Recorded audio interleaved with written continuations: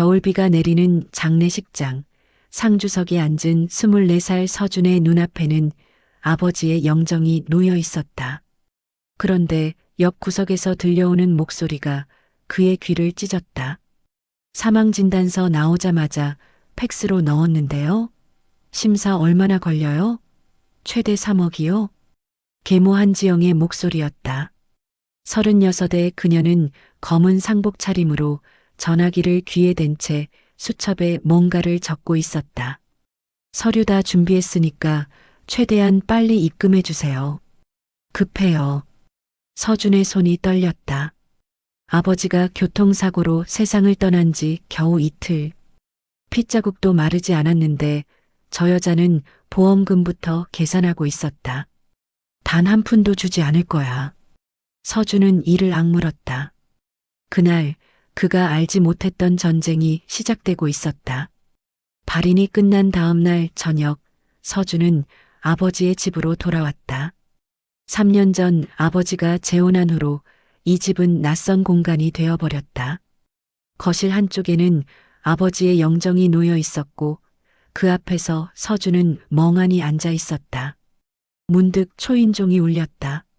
서준이 현관문을 열자 명품 양복을 차려입은 남자가 서 있었다. 아버지의 배다른 동생 서민철이었다. 45의 그는 평소 연락 한 번 없던 사람이었다. 장례식장에도 오지 않았던 그가 갑자기 나타난 것이다.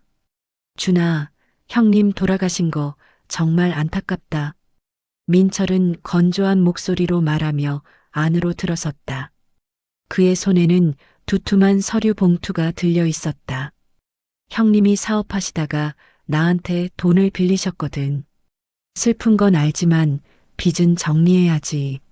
민철은 서류를 탁자 위에 내려놓았다. 차용증이었다. 금액란에는 5억 원이라는 숫자가 선명하게 적혀 있었다. 서준은 눈앞이 캄캄해졌다. 아버지가 작은 회사를 운영하긴 했지만 작은아버지에게 그런 거액을 빌렸다는 이야기는 들어본 적이 없었다.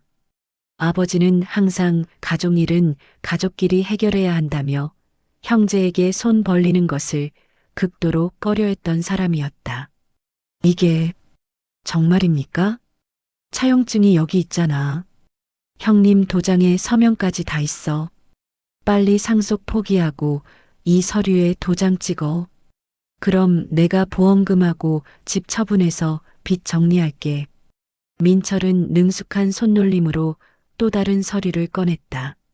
상속 포기 동의서였다. 서준은 손이 떨려 서류를 제대로 잡지도 못했다. 아버지가 떠난 지 사흘도 안 됐는데 벌써 이런 일이 벌어지다니. 바로 그때였다. 누가 맘대로 도장을 찍어. 이 사기꾼 놈아. 날카로운 목소리와 함께 안방 문이 벌컥 열렸다. 한지영이 뛰쳐나왔다. 그녀의 얼굴은 분노로 일그러져 있었고 손에는 커다란 소금 봉지가 들려 있었다. 형수님, 뭐 하시는 겁니까? 형님 죽기만 기다렸다가 가짜 차용증 들고 온 거 내가 모를 줄 알았어? 지영은 민철에게 다가가 소금을 확 뿌려댔다. 하얀 소금 알갱이들이 명품 양복을 뒤덮었다. 미쳤어? 이게 진짜 차용증이라고. 닥쳐. 형님이 평생 당신한테 돈 빌린 적 없어. 오히려 당신이 형님한테 빌린 돈 갚지도 않고 잠적했잖아. 내가 이미 변호사 통해서 다 확인했어. 공증도 받아놨고. 지영의 목소리는 떨렸지만 단호했다. 민철의 얼굴이 굳어졌다. 그는 재빨리 서류를 챙기며 물러섰다. 형수님이 그렇게 나오시면 법정에서 봅시다. 좋아, 법정에서 보자고. 사문서 위조로 고소장도 이미 준비해뒀어. 당장 안 꺼져? 지영이 현관문을 활짝 열어젖히자 민철은 욕설을 내뱉으며 황급히 집을 나갔다. 쿵 하는 소리와 함께 문이 닫혔다. 그 순간 지영의 다리가 꺾였다. 그녀는 그 자리에 주저앉아 거친 숨을 몰아쉬었다. 서준은 멍하니 그 모습을 바라보고 있었다. 평소 화장을 진하게 하고 명품 가방을 들고 다니던 그녀의 모습은 온데간데 없었다. 헝클어진 머리, 퉁퉁 부은 눈, 손등에는 어디서 긁혔는지 붉은 상처가 나 있었다. 아줌마. 서준이 다가가려 하자 지영은 품속에서 무언가를 꺼냈다. 은행 통장이었다. 그녀는 그것을 서준에게 던지듯 내밀었다. 자, 가져가. 이게 내 아버지 목숨값이야. 서준은 떨리는 손으로 통장을 펼쳤다. 오늘 날짜로 3억 원이 입금되어 있었다. 그리고 예금주 이름은 서준이었다. 이게 무슨... 그 인간이 형님 돌아가시자마자 재산 가압류 신청할 것 뻔했어. 그래서 내가 사흘 동안 상주 노릇도 제대로 못하고 보험사 쫓아다녔다. 욕 얼마나 먹었는지 알아? 지영의 목소리가 갈라졌다. 가압류 들어오기 전에 내 명의로 돌려놓으려고 미친년처럼 싸워서 받아낸 거야. 이제 됐니? 서준은 통장을 꽉 쥐었다. 손이 떨렸다. 그는 지난 사흘간의 장면들을 떠올렸다. 장례식장 구석에서 전화하던 지영, 조문객들 사이에서 수첩을 들여다보던 모습, 상주석에 앉지도 않고 밖으로 나갔던 순간들. 그녀는 단 한순간도 쉬지 않고 싸우고 있었던 것이다. 서준을 지키기 위해서. 아줌마, 저는 됐어. 내가 날 어떻게 봤는지 알아. 돈밖에 모르는 여자라고 생각했지? 지영은 쓴웃음을 지었다. 그녀의 눈가에 눈물이 맺혔다. 서준의 가슴이 무너져 내렸다. 서준은 그 자리에 무릎을 꿇었다. 통장을 꽉 쥔 채로 그는 지영 앞에 고개를 숙였다. 죄송합니다. 정말 죄송해요. 목소리가 떨렸다. 3년 전 아버지가 지영과 재혼한다고 했을 때 서준은 격렬하게 반대했었다. 어머니가 돌아가신 지 겨우 1년밖에 안 됐는데 20살이나 어린 여자와 재혼한다는 게 받아들여지지 않았다. 더군다나 지영은 명품을 좋아하고 쇼핑을 즐기는 서준의 눈에는 가벼워 보이는 여자였다. 아버지 재산 때문에 결혼하는 거 아니냐고 소리쳤던 그날이 생생했다. 아버지는 아무 말 없이 서준의 뺨을 때렸다. 그날 이후 서준은 집을 나와 자취를 시작했고 아버지와도 지영과도 거의 연락하지 않았다. 장례식장에서 지영이 전화하는 모습을 봤을 때 서준은 확신했다. 역시 저 여자는 돈이 목적이었구나. 하지만 지금 무릎 꿇은 채 고개를 들어 지영을 바라보니 그녀의 얼굴에는 돈에 미친 여자의 모습이 아니라 만신창이가 된 어머니의 얼굴이 있었다. 일어나. 보기 싫으니까. 지영은 차갑게 말했지만 그녀의 목소리에는 힘이 없었다. 서준은 일어나지 않았다. 대신 그는 지영에게 다가가 그녀를 꼭 안았다. 엄마, 엄마, 정말 죄송해요. 엄마라는 단어가 입 밖으로 나온 것은 처음이었다. 지영의 몸이 굳어졌다. 그리고 잠시 후 그녀의 어깨가 떨리기 시작했다. 그녀는 더 이상 참지 못하고 서준의 등에 얼굴을 묻은 채 울음을 터뜨렸다. 왜 이제야? 왜 이제야 그렇게 불러? 두 사람은 아버지의 영정 앞에서 서로를 부둥켜 안고 한참을 울었다. 지난 3년간 쌓였던 오해와 미움, 그리고 아버지를 잃은 슬픔이 한꺼번에 쏟아져 나왔다. 한참이 지나서야 지영이 먼저 몸을 떼었다. 그녀는 눈물을 훔치며 부엌으로 갔다가 차가운 물 2잔을 들고 돌아왔다. 마셔. 물이라도 마시고 정신 차려. 서준은 물을 받아 마셨다. 목구멍이 타는 것 같았다. 지영은 소파에 앉으며 긴 한숨을 내쉬었다. 내 아버지가 돌아가시기 한 달 전쯤에 나한테 말씀하셨어. 지영이 천천히 입을 열었다. 민철이가 요즘 이상하게 자주 연락한다고. 돈 빌려달라는 얘기는 안 하는데 형님 회사 상황이랑 보험 가입 여부를 자꾸 물어본대. 그래서 내 아버지가 불안해하셨어. 혹시 모르니까 만약에 사태에 대비하라고 하시면서 보험금 수령인을 내 이름으로 바꿔놨다고. 서준은 숨이 막혔다. 아버지는 이미 알고 있었던 것이다. 동생이 자신의 죽음을 기다리고 있다는 것을. 그리고 유언장도 남기셨어. 공증까지 받아서 모든 재산은 서준에게 상속하고 민철이 만약 이상한 차용증을 들고 오면 절대 믿지 말라고. 형제간의 돈거래는 일절 없었다고 적어두셨어. 지영은 안방으로 들어가더니 서류 봉투를 들고 나왔다. 그 안에는 아버지의 친필로 쓰인 유언장과 공증 서류, 그리고 지난 10년간의 금융거래 내역이 정리되어 있었다.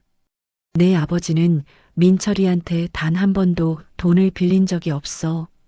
오히려 7년 전에 민철이가 사업 망하고 5천만 원 빌려갔는데 그것도 안 갚았지. 증거도 다 있어. 서준은 서류를 넘기며 눈물을 흘렸다. 아버지는 마지막 순간까지 자신을 지키려 했던 것이다. 그리고 지영은 그 뜻을 받들어 사흘 밤낮을 싸운 것이었다. 사고 나던 날 밤에 보험사 당직자한테 전화했어. 그 다음날 아침부터 서류 준비했고, 장례식장에서도 계속 전화하고 팩스 보내고, 사람들이 뭐라고 하는지 다 알아. 상주가 빈소도 안 지키고 돈 밝힌다고. 지영의 목소리가 다시 떨렸다. 근데 가압류 들어오면 끝이야. 법원 절차 거치는 동안 몇 달씩 걸리고 그 사이에 민철이가 위조 서류 더 만들어 올 것 뻔하거든. 그래서 무조건 빨리 내 명의로 돌려놔야 했어. 서준은 고개를 끄덕였다.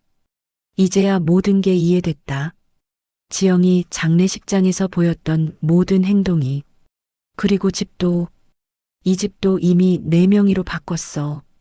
아버지가 돌아가시기 전에 증여로 처리해뒀거든. 세금은 내가 낼게. 엄마. 됐어. 난 원래 가진 것도 없던 사람이야. 내 아버지 만나서 3년 행복했으면 된 거지. 지영은 일어나 창문 쪽으로 걸어갔다. 밖에는 여전히 겨울비가 내리고 있었다. 너 아버지가 왜 날 선택했는지 알아?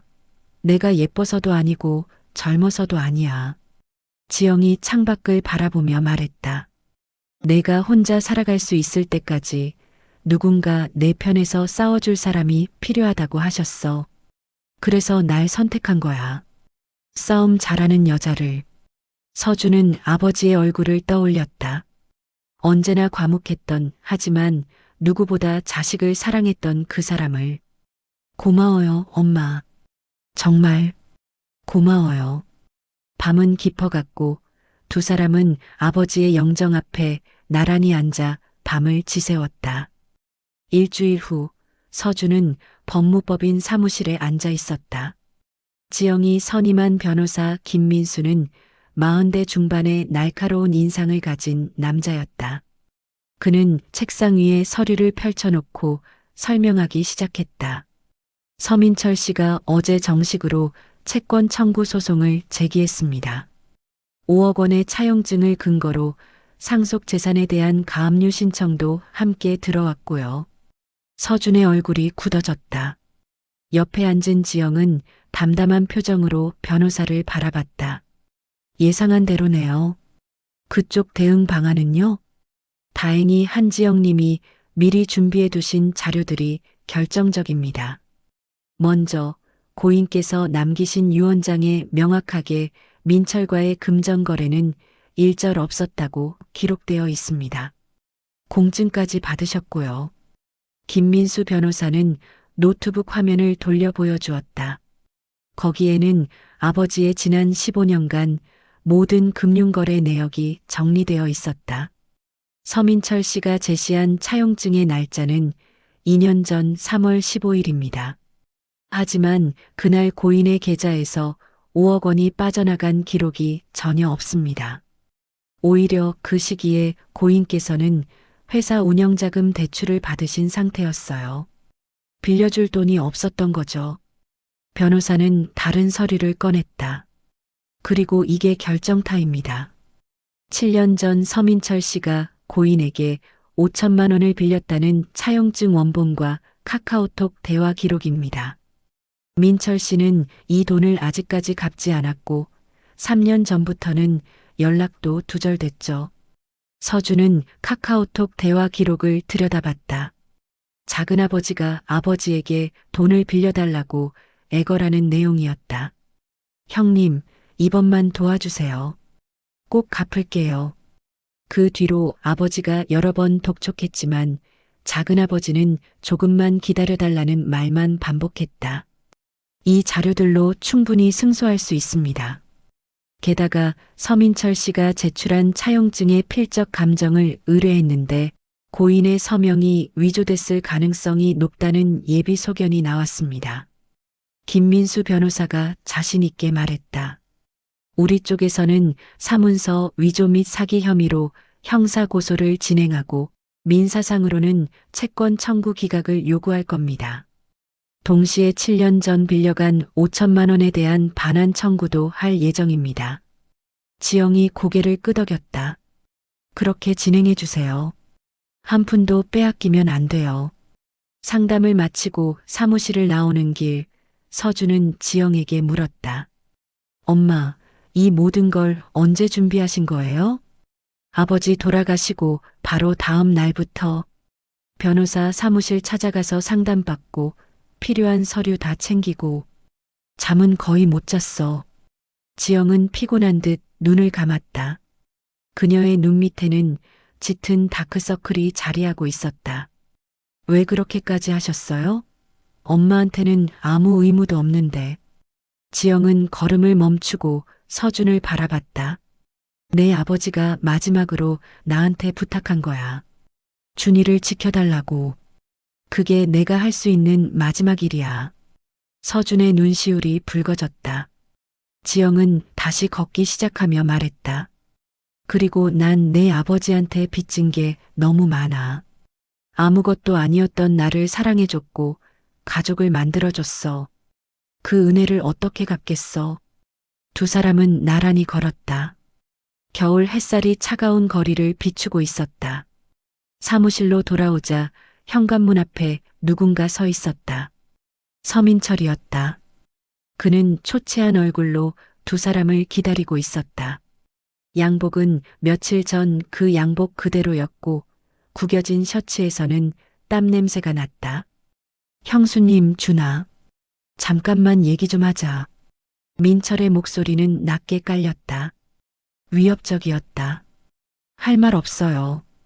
법정에서 만나요. 지영이 단호하게 말하며 현관문 비밀번호를 누르려 했다. 그 순간 민철이 지영의 팔을 붙잡았다. 이 여자가 진짜 형님이 불쌍하지도 않아? 형님 죽자마자 돈 독차지하려고? 손 놓으세요. 서준이 재빨리 민철의 손을 떼어냈다. 민철은 비틀거리며 뒤로 물러섰다. 그의 눈빛이 험악하게 변했다. 너희가 이렇게 나오면 나도 생각이 있어. 형수님, 당신 결혼하기 전에 했던 일들 다 알아냈거든. 유흥업소에서 일했다며? 그것도 빚 때문에? 지영의 얼굴이 창백해졌다. 민철은 비웃음을 지었다. 그 과거를 법정에서 다 까발리면 어떻게 될까? 유산 상속 자격이 있는 배우자인지 의심받겠지. 준이 친구들한테도 소문 쫙 퍼뜨려주고. 당신이. 지영이 떨리는 목소리로 말하려 했지만 서준이 앞으로 나섰다. 작은아버지. 서준의 목소리는 차갑고 단단했다. 엄마가 어떤 과거를 가졌든 저는 상관없어요. 그리고 아버지도 그걸 다 알고 사랑하셨어요. 그런데 작은아버지는요? 서준은 한 걸음 더 다가갔다. 형님한테 빌린 5천만 원은 언제 갚으실 건가요? 위조 서류 만들어서 조카 재산 빼앗으려던 건 어떻게 정당화하실 건데요? 민철의 얼굴이 붉어졌다. 이 새끼가 법정에서 뵙겠습니다. 그리고 다시는 우리 집 앞에 나타나지 마세요. 다음엔 경찰 부를 겁니다. 서준은 지영의 손을 잡고 현관문을 열었다. 민철은 욕설을 퍼부었지만 두 사람은 문을 닫고 안으로 들어갔다. 거실에 들어서자 지영이 소파에 주저앉았다. 그녀는 두 손으로 얼굴을 감쌌다. 미안해, 준아. 내 과거 때문에 내가 피해를 볼까봐. 엄마. 서준이 지영 옆에 앉으며 말했다. 아버지가 엄마를 사랑한 건 과거 때문이 아니에요. 지금의 엄마 그 자체를 사랑한 거예요. 저도 마찬가지고요. 지영은 고개를 들었다. 눈물이 볼을 타고 흘러내렸다. 서준은 그녀의 손을 꼭 잡았다. 우리 이기고 말 거예요. 꼭. 한 달 후 법원 복도는 사람들로 붐볐다. 서준과 지영은 김민수 변호사와 함께 법정 앞에 서 있었다. 건너편에는 민철과 그의 변호사가 보였다. 민철은 서준을 향해 비웃는 듯한 표정을 지었다. 긴장하지 마세요. 우리가 압도적으로 유리합니다. 김 변호사가 낮은 목소리로 말했다. 하지만 서준의 손은 떨리고 있었다. 지영이 그의 손을 꼭 잡았다. 괜찮아. 우리가 이긴다. 법정 문이 열렸다. 방청객들이 하나둘 자리에 앉고 판사가 입장했다. 50대 중반의 여성 판사는 엄숙한 표정으로 자리에 앉았다. 지금부터 서민철 원고 대 서준, 한지영 피고 간 채권, 청구 소송 및 사문서 위조 형사 사건을 심리하겠습니다. 재판이 시작됐다. 민철 측 변호사가 먼저 입을 열었다. 30대 후반의 남자 변호사는 자신만만한 태도로 차용증을 제출했다. 원고 서민철은 2년 전 피상속인 서진우 씨에게 5억 원을 대여했습니다. 이는 명확한 차용증으로 증명됩니다. 그러나 피상속인이 사망한 후 상속인들은 이 정당한 채권을 인정하지 않고 있습니다. 판사가 차용증을 검토했다. 민철 측 변호사는 계속해서 주장했다. 더군다나 피고 한지영 씨는 피상속인 사망 직후 보험금 3억 원을 상속인 명의로 급하게 이전했습니다. 이는 채권자의 권리를 침해하려는 명백한 의도로 보입니다. 방청석에서 웅성거림이 일었다. 서준은 주먹을 꽉 쥐었다. 이번에는 김민수 변호사가 일어섰다. 그는 노트북을 연결하고 대형 화면에 자료를 띄웠다. 재판장님, 원고 측 주장은 명백한 거짓입니다. 첫째, 원고가 제시한 차용증의 날짜인 2년 전 3월 15일 피상속인의 모든 계좌에서 5억 원이 인출된 기록이 전혀 없습니다. 화면에 은행 거래 내역이 펼쳐졌다. 김 변호사는 하나하나 짚어가며 설명했다. 오히려 그 시기 피상속인은 회사 운영자금으로 은행에서 2억 원을 대출받은 상태였습니다. 5억 원을 빌려줄 여력이 전혀 없었던 것이죠. 민철의 얼굴이 굳어졌다. 김 변호사는 다음 자료를 띄웠다. 둘째, 국립과학수사연구원에 의뢰한 필적 감정 결과입니다.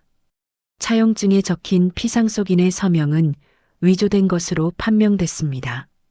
진짜 서명과 비교했을 때 필압, 글자 기울기, 획순이 모두 다릅니다. 화면에 두 개의 서명이 나란히 비교됐다. 차이가 명확했다. 방청석이 술렁였다. 셋째, 피상속인이 남긴 공증된 유언장입니다. 여기에는 명확하게 서민철과의 금전거래는 일절 없었다고 기록되어 있습니다. 김 변호사는 유언장 사본을 제출했다. 판사가 꼼꼼히 검토하기 시작했다. 그리고 가장 중요한 증거입니다. 김 변호사의 목소리가 높아졌다. 7년 전 원고 서민철이 피상속인에게 5천만 원을 빌렸습니다. 이는 당시 작성된 차용증과 은행 이체 기록, 그리고 카카오톡 대화 내역으로 증명됩니다. 그러나 원고는 이 돈을 한 푼도 갚지 않았고 3년 전부터는 연락을 두절했습니다. 화면에 카카오톡 대화 기록이 펼쳐졌다. 아버지가 민철에게 돈을 갚으라고 독촉하는 내용, 민철이 계속 미루는 내용이 적나라하게 드러났다. 오히려 채무자는 원고 서민철입니다. 그런데 채권자인 피상속인이 사망하자 오히려 위조 서류를 만들어 채무를 탕감하고 유산까지 가로채려 한 것입니다. 김 변호사의 목소리가 법정에 울렸다. 민철은 고개를 숙인 채 아무 말도 하지 못했다. 그의 변호사도 당황한 기색이 역력했다. 판사가 민철을 바라봤다. 원고 측 반박할 내용이 있습니까? 민철의 변호사가 일어났지만 말을 제대로 잇지 못했다. 그것은 저희가 제출한 차용증은 분명 필적 감정 결과를 부정하시는 겁니까? 국과수의 공식 감정서입니다. 판사의 날카로운 질문에 민철의 변호사는 입을 다물었다. 재판은 2시간 가까이 진행됐다. 김 변호사는 추가로 여러 증거를 제시했다. 민철이 과거에 사기 전과가 있다는 사실, 최근 도박 빚으로 추심을 당하고 있다는 사실까지 낱낱이 밝혀졌다. 재판장님, 원고는 계획적으로 피상속인의 사망을 이용해 부당이득을 취하려 했습니다. 이는 명백한 사문서 위조이자 사기입니다. 엄중한 처벌을 요청합니다. 김 변호사가 마지막 변론을 마쳤다. 판사는 잠시 서류를 검토하더니 입을 열었다. 충분히 심리했습니다. 원고 측이 제출한 차용증은 위조된 것으로 판단되며 채권 청구는 기각합니다. 또한 사문서 위조 및 사기 혐의에 대해서는 검찰 송치를 명합니다. 쿵. 판사가 의사봉을 내리쳤다. 그리고 피고 측이 반소 청구한 7년 전 대여금 5천만 원에 대해서는 원고 서민철이 피고 서준에게 원금과 지연, 이자를 합쳐 총 7,200만 원을 지급할 것을 명합니다. 재판을 마치겠습니다. 법정이 술렁였다. 민철은 창백한 얼굴로 자리에서 일어나지 못했다. 서준과 지영은 서로를 바라보며 안도의 한숨을 내쉬었다. 법정을 나오는 길 민철이 복도에서 서준을 가로막았다. 그의 눈은 충혈되어 있었다. 준아, 제발. 나 좀 살려줘. 내가 잘못했어. 고소 취하해주면 내가 뭐든지 할게. 작은아버지. 서준은 차갑게 말했다. 아버지가 살아계실 때 찾아뵈었어야죠. 돌아가시고 나서 위조 서류 들고 온 건 용서할 수 없어요. 이 새끼가. 민철이 주먹을 들어 올리려는 순간 법원 경비원들이 달려왔다. 민철은 끌려가며 욕설을 퍼부었다. 서준과 지영은 법원 밖으로 나왔다. 겨울 햇살이 따뜻하게 두 사람을 비췄다. 끝났어, 준아. 정말 끝났어. 지영이 눈물을 흘렸다. 서준은 그녀를 안았다. 고생하셨어요, 엄마. 정말 많이. 두 사람은 한참을 그렇게 서 있었다. 긴 싸움이 끝났다. 재판이 끝난 지 2달이 지났다. 봄이 오고 있었다. 서준은 아버지의 회사를 정리하고 대학교로 복학했다. 지영은 집 근처 작은 카페에 취직해 일을 시작했다. 어느 토요일 오후 서준은 집에서 아버지의 유품을 정리하고 있었다. 안방 옷장 깊숙한 곳에서 낡은 상자 하나가 나왔다. 상자를 열자 오래된 편지와 사진들이 가득 들어 있었다. 사진 속에는 젊은 시절의 아버지와 어머니가 웃고 있었다. 서준은 한참을 사진을 들여다보다가 편지 한 통을 발견했다. 봉투에는 준이에게라고 아버지의 글씨로 적혀 있었다. 손이 떨렸다. 서준은 조심스럽게 편지를 펼쳤다. 사랑하는 아들 준아. 이 편지를 읽고 있다면 아빠는 이미 너와 함께 있지 않을 것이다. 미안하다. 더 오래 내 곁에 있어주지 못해서. 눈물이 편지 위로 떨어졌다. 서준은 눈물을 닦으며 계속 읽어내려갔다. 아빠가 지영이를 만나 재혼하겠다고 했을 때 내가 얼마나 실망했는지 알고 있다. 엄마가 돌아가신 지 얼마 안 됐는데 너무 빨리 새 사람을 만난다고 생각했겠지. 하지만 아빠에게는 이유가 있었단다. 서준은 숨을 멈추고 다음 문장을 읽었다. 3년 전 아빠는 건강검진에서 심장에 문제가 있다는 진단을 받았어. 의사 선생님은 언제 어떻게 될지 모른다고 했지. 그날 밤 아빠는 잠을 이루지 못했다. 내가 아직 21살밖에 안 됐는데 아빠마저 떠나면 누가 너를 지켜줄까 걱정됐거든. 서준의 손이 떨렸다. 아버지는 아프셨던 것이다. 그것도 3년 전부터. 그때 지영이를 만났어. 솔직히 말하면 처음에는 사랑이 아니었다. 아빠는 그저 내 곁에 누군가 있어주길 바랐던 거야. 하지만 지영이를 알아가면서 아빠는 깨달았지. 이 사람은 진짜로 가족을 지킬 줄 아는 사람이라는 걸. 편지는 계속 이어졌다. 지영이의 과거는 아빠도 다 알고 있다. 어려운 집안에서 태어나 부모님 빚을 갚느라 힘든 일을 했던 것도, 그래도 단 한 번도 잘못된 길로 가지 않았던 것도, 그 강인함이 아빠는 믿음직스러웠어. 이 사람이라면 내가 없어도 준이를 지켜줄 거라고 확신했지. 서준은 다음 장을 넘겼다. 아들아, 아빠가 없어진 후 민철이 내게 접근할 거야.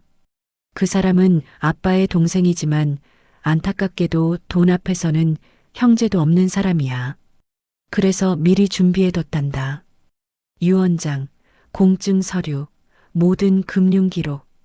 그리고 지영이에게 부탁했어. 무슨 일이 있어도 내 재산을 지켜달라고. 편지의 마지막 문단이었다. 준아, 지영이를 엄마라고 부르지 못하더라도 괜찮아. 하지만 그 사람이 너를 위해 얼마나 싸울지는 꼭 봐줬으면 좋겠구나. 피는 물보다 진하다고 하지만 아빠가 생각하는 진짜 가족은 피가 아니라 마음으로 연결된 사람들이야. 지영이는 피 한 방울 섞이지 않았지만 너를 위해 목숨 걸고 싸울 사람이다. 그걸 기억해줘. 아빠는 항상 너를 사랑한단다. 마이너스 아빠가. 서준은 편지를 꼭 쥐고 한참을 울었다. 아버지는 모든 걸 알고 있었다. 자신이 얼마 남지 않았다는 것도, 민철이 덤벼들 거라는 것도, 그리고 지영이 자신을 지켜줄 거라는 것도. 문이 열리는 소리가 들렸다. 지영이 카페 일을 마치고 돌아온 것이었다. 준아, 집에 있어? 저녁 뭐 먹을래? 서준은 눈물을 닦고 거실로 나갔다. 지영은 앞치마를 두르고 부엌으로 향하고 있었다. 피곤한 기색이 역력했지만 여전히 밝은 표정이었다.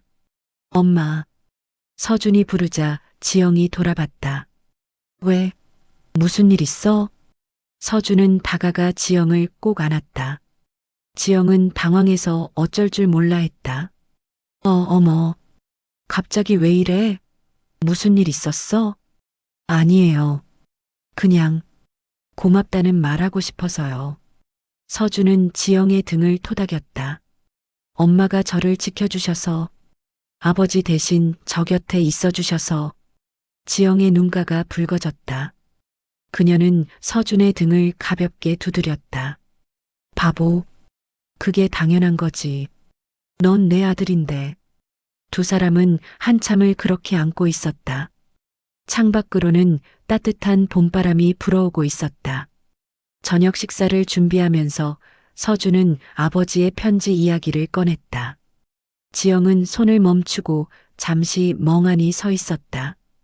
그 편지, 당신 아버지가 쓰신 거구나. 엄마도 알고 있었어요? 응. 아버지가 3년 전에 쓰셨어. 나한테도 한 통 남겨주셨는데. 지영은 안방으로 들어가더니 낡은 편지 한 통을 들고 나왔다. 서준에게 건네며 말했다. 읽어봐. 내가 읽어도 괜찮은 내용이야. 서준은 편지를 펼쳤다. 아버지가 지영에게 쓴 편지였다. 지영아, 내가 이 편지를 쓰는 건 마지막 부탁을 하기 위해서야. 내가 떠난 후 준이를 부탁한다. 그 아이는 겉으로는 강해 보여도 속은 여린 아이야. 민철이가 반드시 유산을 노리고 올 거고 준이 혼자서는 감당하기 힘들 거야. 내가 준비해둔 서류들로 준이를 지켜줘. 그리고 준이가 나를 잊지 않게, 하지만 슬픔에 갇히지 않게 도와줘. 미안하고 고맙다. 당신을 사랑해. 마이너스 진우가. 서준은 편지를 접어 지영에게 돌려줬다. 지영은 편지를 꼭 쥐고 창밖을 바라봤다. 내 아버지는 정말 좋은 사람이었어. 마지막 순간까지 너 걱정만 하셨어. 엄마도요. 아버지 부탁을 지키기 위해 얼마나 힘들었을지. 힘든 게 아니야. 당연한 거지. 난 내 아버지를 사랑했고 너도 사랑하니까. 두 사람은 함께 저녁을 준비했다. 아버지가 좋아하던 된장찌개를 끓이고 김치전을 부쳤다. 저녁 식사 내내 두 사람은 아버지 이야기를 나눴다. 슬픈 이야기도 있었지만 웃을 수 있는 추억들도 많았다. 식사를 마치고 설거지를 하면서 서준이 물었다. 엄마 앞으로 뭐 하고 싶으세요? 나, 글쎄, 일단은 카페에서 일 열심히 하고 내가 대학 졸업할 때까지는 곁에 있어줘야지. 졸업하고 나서도 계속 함께 살아요. 저 혼자는 외로워요. 지영이 빙그레 웃었다. 나중에 결혼하면 어떡하려고. 그래도 엄마는 항상 제 가족이에요. 서준은 진심으로 말했다. 지영은 눈물을 참으며 고개를 끄덕였다. 밤이 깊어졌다. 서준은 자기 방에서 아버지의 편지를 다시 한번 읽었다. 그리고 책상 서랍에 소중히 넣어두었다. 아버지는 떠났지만 그가 남긴 사랑은 여전히 이 집을 지키고 있었다. 재판이 끝나고 반년이 흘렀다. 여름이 왔다. 서준은 대학교에서 경영학을 복수 전공하기로 결정했다. 아버지의 회사는 정리했지만 언젠가 다시 사업을 일으켜 아버지의 꿈을 이어가고 싶었다. 지영은 여전히 카페에서 일했다. 처음에는 서빙만 했지만 이제는 바리스타 자격증까지 땄다. 사장님은 지영의 성실함에 감동해 매니저로 승진시켜 주었다.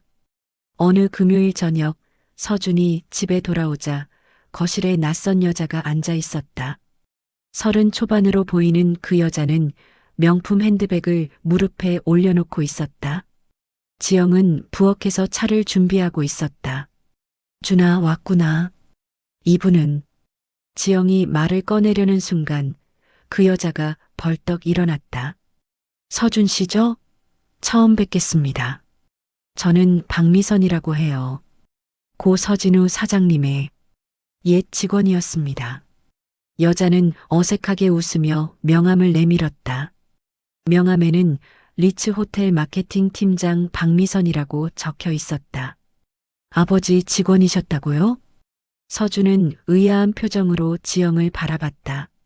아버지 회사는 작은 무역회사였는데 5성급 호텔 팀장이 그곳 직원이었다는 게 이상했다. 10년 전에 잠깐 일했었어요. 그때 사장님께 정말 많은 도움을 받았죠. 미선은 차를 한 모금 마시고는 가방에서 서류 봉투를 꺼냈다. 사실 오늘 온 이유는 사장님께 빌렸던 돈을 갚으러 왔습니다. 네. 서준과 지영이 동시에 되물었다. 미선은 봉투에서 수표를 꺼냈다. 8천만 원짜리 수표였다. 10년 전 제가 이혼하고 아이를 혼자 키우던 시절이었어요. 생활비도 없고 전 남편이 빚까지 떠넘겨서 정말 막막했죠. 그때 사장님 회사에서 일했는데 사장님이 제 사정을 아시고 5천만 원을 빌려주셨어요. 미선의 눈가가 붉어졌다. 차용증도 안 쓰셨어요. 그냥 천천히 갚아도 된다. 아이부터 잘 키워라고 하시면서요. 그 돈으로 저는 빚을 갚고 자격증 공부를 했어요. 그렇게 다시 일어설 수 있었죠. 지영도 처음 듣는 이야기인지 놀란 표정이었다. 그런데 왜 이제야 오셨어요? 서준이 물었다. 미선은 눈물을 닦으며 대답했다. 원래는 조금씩 갚으려고 했는데 사장님이 안 받으셨어요. 내가 잘 되는 게 갚는 거다라고 하시면서요. 그래서 제가 정말 성공하면 그때 갚겠다고 약속드렸죠. 미선은 수표를 테이블 위에 올려놓았다. 작년에 호텔 팀장으로 승진했어요. 이제야 갚을 수 있게 됐죠. 그런데 사장님 부고를 너무 늦게 알았어요. 장례식도 못 갔고 그녀는 한참을 울었다. 지영이 다가가 그녀의 어깨를 토닥였다. 사장님은 분명 기뻐하실 거예요. 박미선 씨가 이렇게 잘 됐다는 걸 아시면. 근데 이 돈은 못 받아요. 서준이 수표를 돌려주며 말했다. 아버지가 차용증도 안 쓰셨다면 이건 빚이 아니라 선물이었던 거예요. 아버지는 미선 씨가 갚기를 원하지 않으셨을 거예요. 미선은 고개를 저었다. 아니에요. 저는 꼭 갚아야 해요. 그래야 제 마음이 편해요. 세 사람은 한참을 설전을 벌였다. 결국 서준이 절충안을 제시했다. 그럼 이렇게 하면 어떨까요? 이 돈으로 장학재단을 만드는 거예요. 어려운 처지의 한부모, 가정학생들을 돕는 아버지 이름으로요. 미선의 눈이 반짝였다. 그거 정말 좋은 생각이네요. 지영도 고개를 끄덕였다. 당신 아버지가 정말 좋아하셨을 것 같아. 평생 남 돕는 거 좋아하셨으니까. 그렇게 세 사람은 서진우 장학재단 설립을 약속했다. 미선은 자신도 매년 기부하겠다고 했고 지영도 카페에서 번 돈의 일부를 내놓겠다고 했다. 미선이 돌아간 후 서준은 아버지의 서재로 들어갔다. 책장을 살펴보다가 낡은 수첩 하나를 발견했다. 펼쳐보니 거기에는 여러 사람의 이름과 금액이 적혀 있었다. 박미선 마이너스 5천만 원 2014년 3월, 김영수 마이너스 2천만 원 2016년 7월, 이정혜 마이너스 3천만 원 2018년 12월. 모두 합치면 2억이 넘는 금액이었다. 그런데 갚았다는 표시는 단 한 곳도 없었다. 아버지는 이 사람들에게 돈을 빌려주고도 받을 생각을 하지 않았던 것이다. 서준은 수첩을 들고 거실로 나왔다. 엄마, 이거 봐요. 지영은 수첩을 보더니 한숨을 쉬었다. 알고 있었어. 내 아버지는 원래 그런 분이셨어. 어려운 사람 못 지나치는 성격이셨지. 그런데 왜 말 안 하셨어요? 자랑하려고 돕는 게 아니니까. 내 아버지는 조용히 베푸는 걸 좋아하셨어.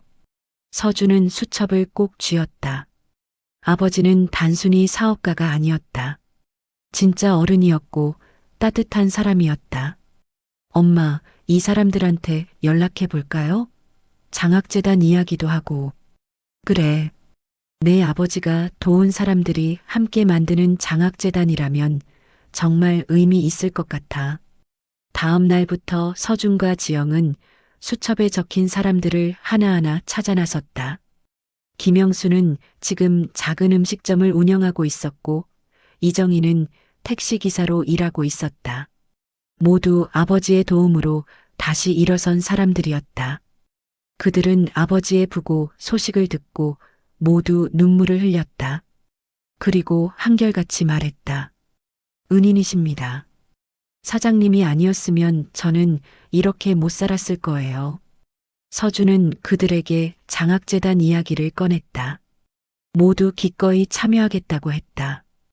김영수는 매달 30만 원씩, 이정희는 분기마다 50만 원씩 기부하겠다고 약속했다. 금액은 작았지만 그 마음이 소중했다. 한 달 후 서진우 장학재단 현판식이 열렸다. 작은 사무실이었지만 아버지가 도왔던 사람들 15명이 모두 모였다. 그들은 아버지의 영정 앞에서 묵념했고 서로의 손을 잡았다. 이 재단은 돈을 모으는 게 목적이 아닙니다. 서준이 인사말을 했다. 제 아버지가 베푼 따뜻함을 이어가는 것이 목적입니다. 어려운 사람이 있으면 손을 내밀고 넘어진 사람이 있으면 일으켜 세우는 그런 마음을 나누는 거죠. 사람들이 박수를 쳤다. 지영은 눈물을 흘리며 손뼉을 쳤다. 행사가 끝나고 집으로 돌아오는 길 지영이 말했다. 내 아버지가 정말 자랑스러워 하셨을 거야. 그리고 너도 엄마 덕분이에요. 엄마가 아버지 뜻을 지켜줬으니까. 우리 함께 지킨 거지. 가족이니까. 두 사람은 손을 맞잡고 걸었다. 석양이 그들의 뒤를 비추고 있었다. 가을이 왔다. 서준은 대학교 3학년이 되었고 학교 창업 동아리에서 활동하며 사업 아이템을 준비하고 있었다. 지영은 카페 매니저로 일하면서도 주말마다 장학재단 일을 도왔다. 이미 10명의 학생에게 장학금을 지급했고 기부자도 30명으로 늘어났다. 어느 일요일 오후 서준과 지영은 함께 아버지 산소를 찾았다. 교회의 조용한 묘지공원이었다. 두 사람은 아버지 묘 앞에 꽃을 놓고 잔을 올렸다. 아버지, 잘 지내고 계시죠? 서준이 조용히 말했다. 장학재단 잘 운영하고 있어요. 이번 학기에 3명 더 선발했어요. 모두 아버지처럼 따뜻한 어른이 되고 싶다고 했어요. 지영도 무릎을 꿇고 앉았다. 여보, 준이가 정말 많이 컸어요. 이제 저보다 더 의젓해졌어. 당신이 보고 싶어 하실 것 같아서 오늘 데려왔어요. 두 사람은 한참을 아버지와 이야기를 나눴다. 요즘 있었던 일들, 힘들었던 일들, 기쁜 일들. 아버지는 대답하지 않았지만 가을바람이 부드럽게 두 사람을 감쌌다. 참배를 마치고 묘지를 내려오는데 멀리서 누군가 비틀거리며 올라오고 있었다. 서준은 그 사람을 알아봤다. 민철이었다. 재판 이후 민철은 사문서 위조로 징역 1년의 집행유예 2년을 선고받았다. 그리고 서준에게 빌린 돈 7,200만 원을 갚으라는 판결도 받았다. 하지만 그는 파산 상태였고 돈을 갚을 능력이 없었다. 민철은 두 사람을 보더니 멈춰섰다. 그의 얼굴은 초췌했고 옷은 구겨져 있었다. 반년 사이에 10년은 늙어 보였다. 준아. 민철이 떨리는 목소리로 말했다. 서준은 표정 없이 그를 바라봤다. 지영은 서준 앞으로 나서며 경계하는 눈빛을 보냈다. 형님한테 인사 좀 드리고 싶어서 왔어. 방해하려는 거 아니야. 민철은 손에 든 작은 꽃다발을 보여주었다. 편의점에서 산 듯한 싸구려 꽃이었다. 지나가. 우리는 할 말 없어. 지영이 차갑게 말했다. 하지만 서준이 그녀의 팔을 잡았다. 잠깐만요, 엄마. 서준은 민철에게 다가갔다. 작은아버지, 아버지 산소는 저기 위에 있어요. 다녀오세요. 민철은 눈이 커졌다. 진짜? 네. 아버지도 동생 보고 싶으실 거예요. 진짜 동생을요. 서준의 말에 민철의 눈에서 눈물이 쏟아졌다. 그는 고개를 숙인 채 한참을 울었다. 미안하다, 준아. 내가 정말 미친놈이었어. 형님한테도, 너한테도. 됐어요. 빨리 다녀오세요. 민철은 비틀거리며 산소로 올라갔다. 지영이 서준을 바라보며 물었다. 괜찮은 거야? 저 사람 때문에 얼마나 고생했는데. 괜찮아요, 엄마. 아버지가 원하실 것 같아요. 형제가 화해하는 거. 두 사람은 조금 떨어진 곳에서 기다렸다. 민철은 아버지 묘 앞에서 1시간 가까이 있었다. 무릎을 꿇고 절을 하고 울고 이야기를 나누는 것 같았다. 민철이 내려왔을 때는 눈이 퉁퉁 부어 있었다. 그는 서준과 지영 앞에 섰다. 준아, 형수님, 정말 죄송합니다. 그는 깊게 허리를 숙였다. 돈은 평생 걸려도 꼭 갚을게요. 지금은 공사판에서 막노동하는데 월급 받으면 조금씩이라도 보낼게요. 서준은 잠시 망설이다가 주머니에서 명함을 꺼냈다. 작은아버지, 이거 받으세요. 명함에는 서진우 장학재단 이사장 서준이라고 적혀 있었다.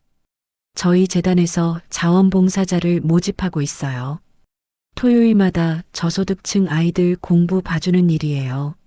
작은아버지 젊었을 때 학원 강사하셨다고 들었는데 도와주실 수 있으세요? 민철은 명함을 받아들고 눈물을 흘렸다. 내가 그런 일을 해도 돼? 속죄하고 싶으시면 돈 말고 시간을 주세요. 아이들을 가르쳐 주세요. 아버지처럼 따뜻한 어른이 어떤 건지 보여주세요. 민철은 명함을 가슴에 품었다. 고맙다, 준아. 정말 고맙다. 꼭 갈게. 열심히 할게. 그는 다시 한번 절을 하고는 묘지를 내려갔다. 지영은 서준을 보며 미소 지었다. 내 아버지 닮았어. 정말. 엄마도요. 엄마가 지켜주셔서 제가 이렇게 클 수 있었어요. 두 사람은 손을 잡고 산책로를 걸었다. 단풍이 붉게 물들어 있었다. 준아, 나 한 가지 고백할 게 있어. 지영이 갑자기 진지한 표정으로 말했다. 처음에 내 아버지한테 접근한 건 진짜 돈 때문이었어. 서준은 걸음을 멈췄다. 지영이 계속 말했다. 부모님 빚 5천만 원을 갚아야 했거든. 그래서 좋은 조건의 남자를 만나야 한다고 생각했어. 근데 내 아버지를 알아가면서 진짜로 사랑하게 됐어. 그 사람의 따뜻함을, 진심을. 지영의 목소리가 떨렸다. 그래서 더 열심히 싸웠던 것 같아. 내 아버지한테 받은 사랑을 갚고 싶어서. 너를 지켜야 내가 진짜 가족이 될 수 있을 것 같아서. 서준은 지영을 안았다. 엄마는 이미 진짜 가족이에요. 처음이 어땠든 지금 엄마의 마음은 진짜니까요. 고마워, 준아. 두 사람은 한참을 안고 있었다. 하늘에서는 단풍잎이 떨어지고 있었다. 그날 저녁 집으로 돌아온 서준은 책상 서랍에서 아버지의 편지를 꺼내 다시 읽었다. 진짜 가족은 피가 아니라 마음으로 연결된 사람들이야. 아버지의 말이 이제야 완전히 이해됐다. 서준은 새 편지지를 꺼내 펜을 들었다. 아버지에게 쓰는 편지였다. 아버지, 저 잘 지내고 있어요. 엄마가 옆에 있어서 외롭지 않아요. 아버지가 남기신 사랑을 저도 다른 사람들한테 나눠주고 있어요. 아버지처럼 따뜻한 어른이 되고 싶어요. 사랑해요, 아버지. 편지를 쓰고 나니 마음이 편안해졌다. 서준은 창밖을 바라봤다. 별이 떠오르고 있었다. 아버지가 저 별 중 하나가 되어 자신을 지켜보고 있을 것만 같았다. 거실에서 지영이 불렀다. 준아, 저녁 먹자. 네, 지금 갈게요. 서준은 일어나 거실로 향했다. 식탁에는 따뜻한 저녁이 차려져 있었다. 지영은 웃으며 밥을 퍼주었다. 많이 먹어. 요즘 너무 말랐어. 엄마도 드세요. 두 사람은 마주 앉아 밥을 먹었다. 텔레비전에서는 저녁 드라마가 흘러나왔다. 평범한 일상이었다.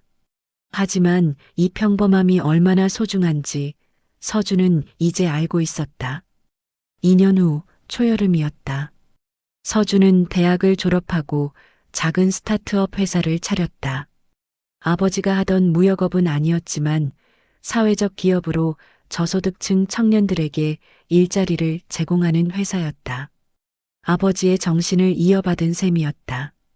지영은 카페를 그만두고 장학재단의 상근 이사로 일하게 되었다.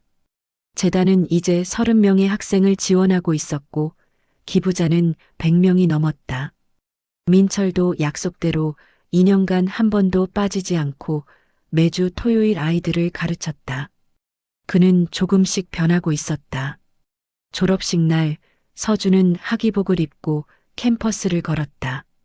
지영은 카메라를 들고 사진을 찍어댔다. 엄마, 그만 찍어요. 부끄럽잖아요. 안 돼. 이런 날 많이 찍어둬야지. 내 아버지한테도 보여드려야 하는데. 지영은 연신 셔터를 눌렀다. 서준은 웃으며 포즈를 취해 주었다. 강당에서 졸업식이 열렸다. 총장의 축사가 끝나고 우수 졸업생 표창이 있었다. 놀랍게도 서준의 이름이 호명됐다. 경영학과 서준 학생, 사회공헌 부문 우수상. 서준은 단상으로 올라가 상장을 받았다. 상패에는 서진우 장학재단 설립 및 운영을 통한 사회기여라고 적혀 있었다. 객석에서 지영이 눈물을 흘리며 박수를 쳤다. 졸업식이 끝나고 가족들과 사진을 찍는 시간이었다. 서준은 지영과 나란히 서서 사진을 찍었다. 그때 누군가 다가왔다. 준아. 민철이었다. 그는 깨끗한 양복을 입고 있었다. 예전에 그 오만한 모습은 온데간데 없었고 조심스럽고 겸손한 태도였다. 작은아버지, 오셨어요? 응. 내 졸업식인데 안 올 수가 없지. 축하한다. 민철은 작은 꽃다발을 내밀었다. 서준은 받으며 미소 지었다. 고마워요. 요즘 어떻게 지내세요? 좋아. 아이들 가르치는 게 정말 보람 있더라. 이번에 검정고시 준비하는 애들 셋이 다 합격했어. 내가 얼마나 뿌듯한지 몰라. 민철의 얼굴에는 진심 어린 미소가 번졌다. 지영도 다가와 말했다. 저번 달 기부금 감사했어요. 50만 원이나. 아니야. 내가 해야 할 일이야. 형님한테 받은 빚을 이렇게라도 갚는 거지. 민철은 서준을 바라보며 말했다. 준아, 나 이제 조금은 형님께 떳떳해진 것 같아. 아직 멀었지만 매일 조금씩 나아지고 있어. 그걸 아버지가 제일 기뻐하실 거예요. 세 사람은 함께 사진을 찍었다. 어색했지만 이제는 미움이 아니라 용서와 화해의 시간이었다. 저녁에 서준과 지영은 아버지가 자주 가던 식당을 찾았다. 아버지의 단골집이었던 작은 한정식집이었다. 사장님은 두 사람을 보고 반갑게 맞아주었다. 어머, 준이 졸업했구나. 축하해. 사장님이 살아계셨으면 얼마나 좋아하셨을까. 감사합니다, 사모님. 두 사람은 아버지가 앉던 자리에 앉았다. 아버지가 좋아하던 메뉴를 주문했다. 음식이 나오고 지영이 소주잔을 들었다. 건배할까? 내 졸업 축하. 네, 엄마. 두 사람은 잔을 부딪혔다.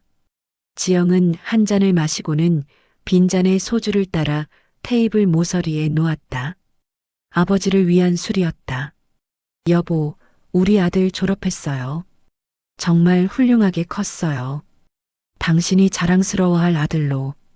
지영의 눈시울이 붉어졌다. 서준도 자신의 잔을 들어 아버지를 위해 한 잔 따랐다. 아버지, 저 이제 어른 됐어요. 엄마 잘 모실게요. 그리고 아버지처럼 따뜻한 사람이 될게요. 두 사람은 눈물을 흘리며 밥을 먹었다. 슬픈 눈물이 아니라 감사의 눈물이었다. 식사를 마치고 집으로 돌아오는 길 지영이 말했다. 준아, 내가 이제 재혼할까봐. 서준은 걸음을 멈추고 지영을 바라봤다. 엄마, 진담이에요?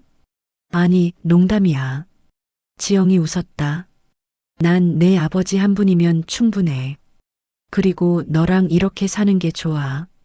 저도요, 엄마. 엄마랑 사는 게 제일 편해요. 그래. 나중에 여자친구 생기면 말 바뀔 거야. 그래도 엄마가 1순위예요. 두 사람은 웃으며 걸었다. 저녁 공기가 상쾌했다. 집에 도착해 현관문을 열었을 때 거실에 누군가 앉아 있었다. 서준은 깜짝 놀라 불을 켰다. 소파에는 아무도 없었다. 하지만 테이블 위에 편지 한 통이 놓여 있었다. 뭐야, 이거? 서준이 편지를 집어들었다. 봉투에는 아들 준이에게 마이너스 엄마 지영이라고 적혀 있었다. 엄마, 이게 뭐예요? 지영은 당황한 표호로 편지를 빼앗으려 했다. 아, 그거. 나중에 읽으라고 쓴 건데. 지금 읽으면 안 돼요? 아니, 내가 죽고 나서 읽으라고. 서준은 진지한 표정이 되었다. 엄마, 무슨 일 있어요? 어디 아픈 데 있어요? 아니야. 그냥 내 아버지처럼 나도 뭔가 남기고 싶어서 미리 쓴 거야. 건강해, 걱정 마.